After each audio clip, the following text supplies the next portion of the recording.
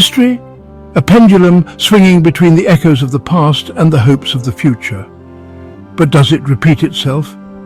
Are we trapped in an eternal cycle of recurring events, or is each moment of history unique in its own right? Let us journey through time, philosophy and the stock market to unravel this timeless mystery. Historians often speak of patterns. The rise and fall of empires, from Rome to the British Empire, seem to follow a script. Revolutions too share a familiar rhythm. Oppression breeds dissent, dissent leads to upheaval, and from upheaval new orders emerge. But why does history rhyme, as Mark Twain famously suggested?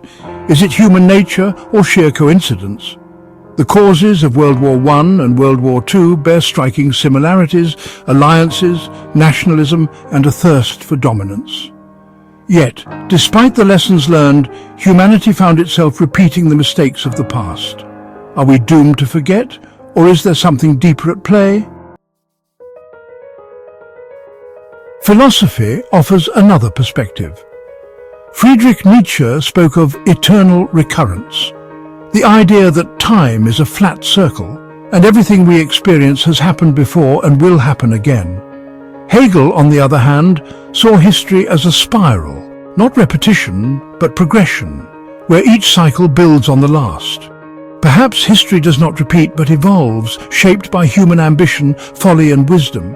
Or, as Marx suggested, history repeats first as tragedy, then as farce, a cynical commentary on our failure to learn. The stock market is another arena where patterns emerge. The boom and bust cycles mirror historical events, driven by human psychology, greed, fear and optimism.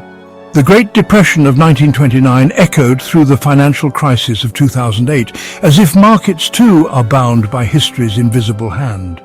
Economists study waves like the Kondratiev cycle, which predicts economic expansions and contractions over 50-year intervals. But are these patterns inevitable, or can they be altered by wisdom and foresight? If history teaches us anything, it is that humanity is both resilient and fallible. From pandemics to revolutions, we survive, adapt and thrive. Yet we often stumble over the same obstacles. Technology, education and global cooperation offer tools to break these cycles. But do we have the will to use them? So does history repeat itself? The answer lies not in the past, but in how we shape the present. Each of us holds the pen to write tomorrow's story. Will we echo the past, or will we create a new verse in the song of time? The choice is ours, as it always has been.